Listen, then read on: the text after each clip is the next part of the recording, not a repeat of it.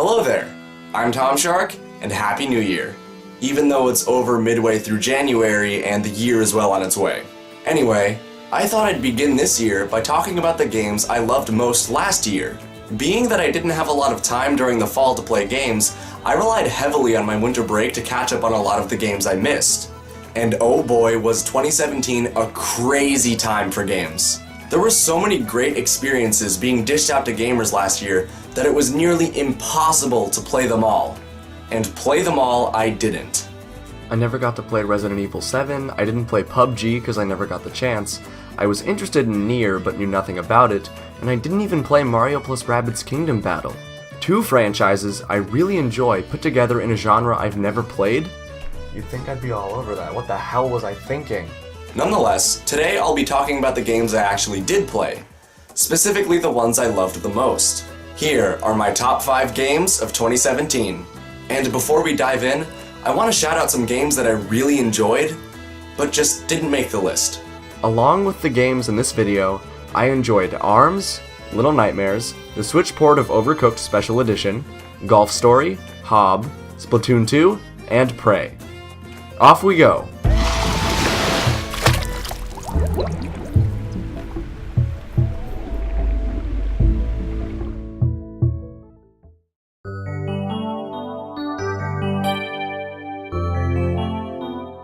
Now, if there's one kind of game I played last year, it was remasters. And one of the best ones I played was, of course, the Crash Bandicoot N. Sane trilogy.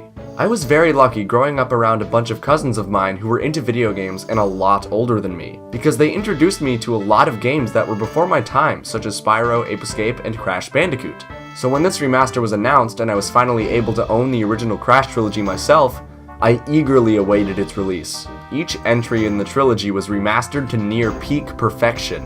It runs with a potential 4K resolution, 60 FPS, new graphics, new shaders, all the works.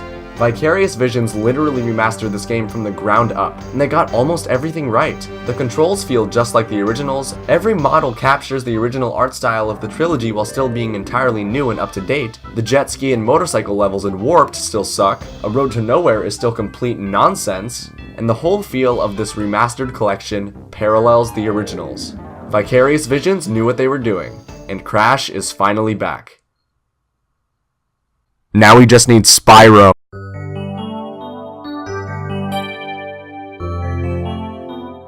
Next up was Neo, otherwise known as Samurai Souls. I was planning on actually reviewing this game, but I got a little preoccupied with life and other videos every time I wanted to, so it's really gratifying to finally talk about it. Neo takes place in the 1600s in feudal Japan, and is about an Irishman named William who travels to Japan to seek out a man named Edward Kelly, who has robbed him of his guardian spirit, Saoirse, but spelled like this. The Gaelic really had me stumped for a while. Nonetheless, William travels around feudal Japan fighting off an outbreak of yokai across multiple different regions. Meanwhile, meeting different historical figures who were prominent during that time period. Well, I didn't beat it. I got approximately a third of the way through before I put this game down in exchange for Breath of the Wild. However, that was all the time I needed to realize how awesome this game was. Yes, I know that comparing games to Dark Souls these days is considered too easy and is somehow done with most games by a lot of different critics and reviewers, but I find that comparing this game to a Souls game is the simplest way to go. This game is a Souls-like by all means, but there are some aspects of it that are more akin to that of a fighting game. Navigation and traversal of the levels in game are akin to that of a Souls game. Move through an area, reach a checkpoint, progress further, fight a boss, move on to next area, and repeat. However, in combat there are 3 different stances to use that grant different kinds of attack patterns and inputs, and all have differing amounts of potential damage outputs. With each weapon, accompanied with each stance, there are countless inputs and combos to utilize. This lets players create a character that caters to how they want to play near perfectly. For example, you could make a build using a hammer in high stance that has slow yet devastating attacks. Or you could make a mid or low stance dual sword build that has fast attacks that lead to a gradual build-up in damage. Or you could follow in my footsteps and make a character with a low stance spear build with throwing stars and poison buffs. I don't know what led me to make a build like that, but it just kinda happened. If I haven't made it clear already, this game is fantastic. There's so many different ways to enjoy it, and nearly every aspect of it is flawless. And between you and me, this game is harder than Dark Souls in my opinion. So if you're looking for an intense challenge with great depth and detail, then pick this up by all means. Especially if you're a Souls fan. This is a must-have.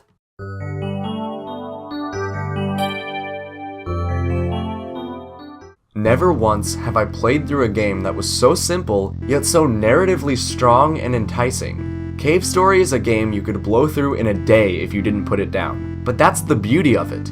The game is non-stop quality. It's solid throughout the whole experience. The gameplay is nothing to rave about. It's definitely fun to play, but this game truly shines in terms of its story, characters, and world building. It's all about an android soldier with amnesia who was originally part of a robot army sent to this floating island in the sky to kill off a race of bunny people called the Mamiga. Because you don't remember anything, you help the Mamiga from being forced into a dangerous, enraged state through the consumption of a red flower by an evil doctor. The further you move through this game, the more it has a grip on your soul and the more you want to save every single character you can. In a way, the controls being pretty simple allows for even more enjoyment. You'll spend the beginning of the game getting used to the controls, but after an hour or two, you'll have it mastered and you can let the story carry you forward. This game is simple in the beginning, but the closer you get to the end, the more you'll get the wind knocked out of you quite a bit. Cave Story isn't afraid to push you to your limits and punish you if you're not careful. Also, as most of you probably already know, Cave Story came out a good long while ago, but I played Cave Story Plus for the Switch, which came out this year, so ha! But nonetheless, this game gripped me in a way I didn't see coming. I saw its enticing indie game flair from the start, but I never expected it to be so much of a powerful experience. If you want a great and interesting indie game on the Switch, then pick this game up. And after you beat this game, be prepared to play it again, because the true ending awaits. But realistically, you won't want to oppose playing this game through again.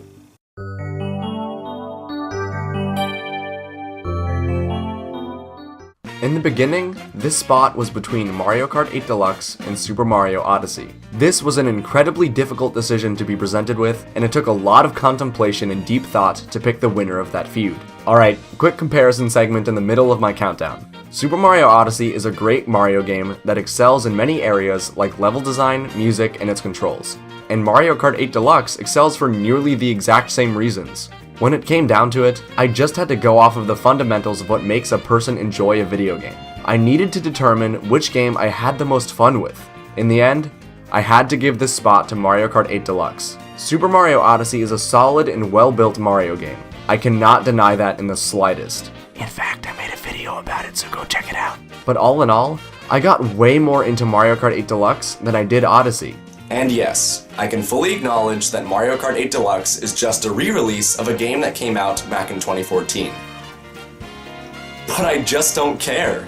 The addition of all of the DLC, the brand new 200cc racing speed, the return of battle mode, and the potential of play on the go and at home was worth the money. I enjoyed this game so much that I actually put in the time to get triple stars on each and every 200cc Grand Prix in the game, and that was quite the grind. I got into the Mario franchise through Mario Kart, and after seeing it look and play so great on the Switch, with tons of valuable replayability in nearly all aspects, I am wholly content.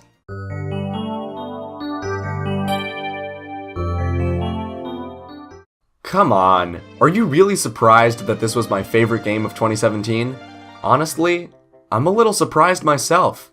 I'm not one who enjoys open world games too much.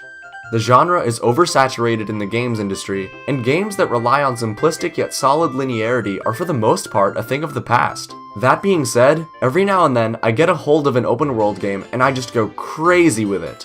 I can't play too many without getting burned out though.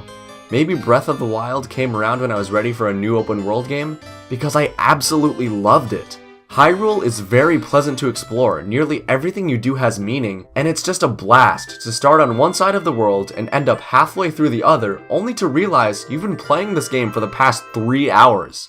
With a world that's almost 9 times the size of Skyrim, where every landmark in sight is visitable, it's hard not to get lost in this world.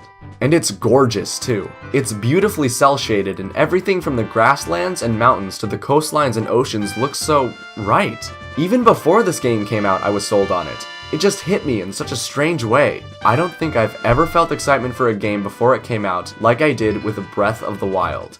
alongside the Switch of course. The thought of a game that good looking on the handheld/console hybrid that would come to be the Switch was just too good to be true. Now if only they'd bring Monster Hunter Double Cross to the US instead of keeping it a Japan exclusive, Capcom! Nonetheless, it was the perfect time for a new open world game for me, and while a lot of people I knew were very skeptical on the game, I remained very optimistic, hoping that it would live up to the hype. And, in a way, it did for me. Breath of the Wild is probably one of my favorite open world games ever. That being said, I haven't played too many, but I still put a lot of weight on that statement. And of course, Breath of the Wild is easily deserving of my Game of the Year spot. And apparently a lot of other people's as well. Thank you guys for sticking this to the end, and I'll see you on the next one. Here's to hoping that this year we have a lot more time to play a lot more games.